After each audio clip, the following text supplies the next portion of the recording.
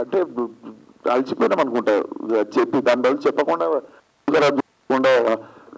Distributor phone చేస్తే 3 అవుతుంది. So అది బెస్ట్ అనుకుంటా. మీ అందరికి తెలుసు సినిమా ఎట్లా ఆడుతుందో, మీ అందరికి తెలుసు. ఇదేదో ఆడకుండా హౌస్ఫుల్ కాకుండా సినిమా కలెక్షన్లు రాకుండా నేను ఈయన కూర్చొని ఏదో మూమెంట్. యాక్చువల్గా అయితే మేము కేక్ పెట్టుకోవాలి, బయట క్రాకర్స్ కాల్చాలి. అది కూడా ఎందుకు చేయలేదు అంటే మేము మా ప్రొడ్యూసర్ గారి ఇంట్లో జరిగిన ఇన్సిడెంట్ కి రెస్పెక్ట్ పే చేయాలని చెప్పి we kept it very simple and calm.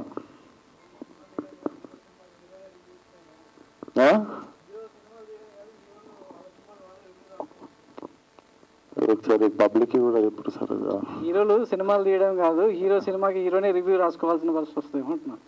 అట్లా పిచ్చోడు అనుకోరా చూసిన అంటే అంటే చూడకుండానే రివ్యూలు ఇస్తున్నారు అంటారు కదా. చూడకుండా కొందరు ఇస్తున్నారు.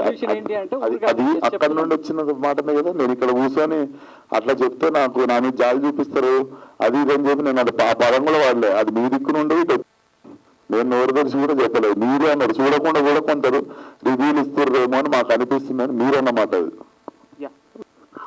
అంటే ఇందాక రివ్యూస్ గురించి మాట్లాడుతున్నాం కదా, అంటే మరి ఏమన్నా అంటే గతంలో కూడా అన్నారు ఒక 1 వీక్ దాకా రివ్యూస్ ఇవ్వకుండా కొంత చూద్దాం అన్నట్టుగా గతంలో కొంతమంది ప్రొడ్యూసర్స్ అన్నారు. మరి దానిపైన ఏమన్నా మీరు మాట్లాడుకోవాలి? అట్లీస్ట్ వారం అన్నారు సార్. పొద్దున్న 6ంటికి రివ్యూలు రాసిర్రు, 5ంటికి రాసిర్రు. అది కూడా అసలు ఇప్పుడు సరే, ఇప్పుడు నిజంగా చూస్తే ఒక లెక్క రాయొచ్చు, ఏదైనా నిజంగా వీక్ ఏదైనా పట్టుకొని దాని గురించి రాయొచ్చు. ఏదైతే ఎక్స్ ఫ్యాక్టర్ ఉందో, మ్యూజిక్ కిరక్కొట్టేసిన సినిమా, మ్యూజిక్ వాజ్ వెరీ బ్యాడ్. అది అంటే అంటే బేసిక్గా చూడలేదు, అర్థమైపోయింది. నైట్ నేను పొద్దున్న రాసేసుకొని పెట్టుకుర్రు, పొద్దున్న పోస్ట్ చేసిర్రు, అది అంతే. సో ఏం చేస్తాం నాకు తెలియదు, ఆలోచిస్తున్నావు చూద్దాం ఏమనుకో. అంటే ఇప్పుడు అది వారం రోజులు అయితే అది మన అందరం కలిసి ఎందుకంటే ఇట్స్ నాట్ అబౌట్ రివ్యూ కదా. మనం సినిమా మీద చాలా రకాలుగా రెవెన్యూ ఉంది. అంటే దీనిపైన ఇప్పుడు ఇండస్ట్రీ అయితే చాలా డిస్కషన్ కూడా జరుగుతుంది. అంటే ఏం లేదు సార్, ఎంత డబ్బు, ఎంతమంది ఎంప్లాయ్మెంట్, ఎంతమంది కష్టం కదా అది.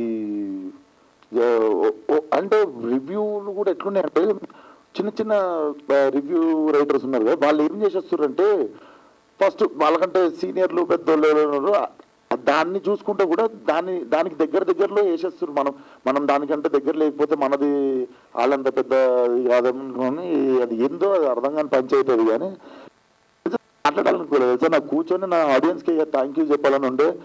అండ్ మా సినిమాకి థియేటర్లకి 2 నెలల తర్వాత జనాలు వచ్చినందుకు మీ అందరూ కూడా అర్థం చేసుకొని పాజిటివ్గానే ఉండే వచ్చినందుకు.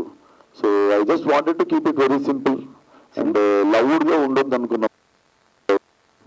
ఏదైతే ఇప్పుడు 2-3 డేస్ అన్నా అట్లీస్ట్, ఎందుకంటే మార్నింగ్ కూడా వంశన్న అందరూ వాళ్ళ కార్యక్రమంలో ఉండే కాబట్టి.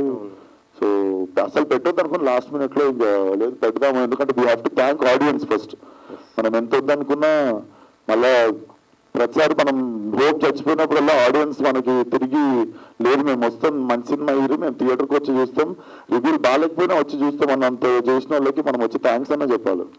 అంటే పొద్దున్న సినిమా చూసిన అంటే నేను పబ్లిక్ టాక్ తీసుకున్నా, వాళ్ళు ఏమన్నా చూసిన క్వశ్చన్ అడుగుతా, నేను కాదు చూసిన వాళ్ళు అని చెప్తున్నాను. మీరు చూసారా? నేను చూడలేదు. మీరు చూసినాక అదే చెప్పేదేనండి. అంటే వాళ్ళు చెప్పింది ఏంటంటే గామి తర్వాత మళ్ళీ డిఫరెంట్ చేశాడు, అంటే అది డిఫరెంట్ అంటే దానికంటే డిఫరెంట్ అనేసి వాళ్ళు చెప్పడం జరిగింది. అది సో ఇలాగే చేస్తుంటారా డిఫరెంట్గా వచ్చినప్పుడు స్టోరీస్? నాకే బోర్ కొడుతుంది సార్. నాకు ఏదైనా భయపెట్టకపోతే నేను చేయాలి, నాకు భయపెట్టాలి, అప్పుడు దాన్ని ఛాలెంజ్ తీసుకుంటా.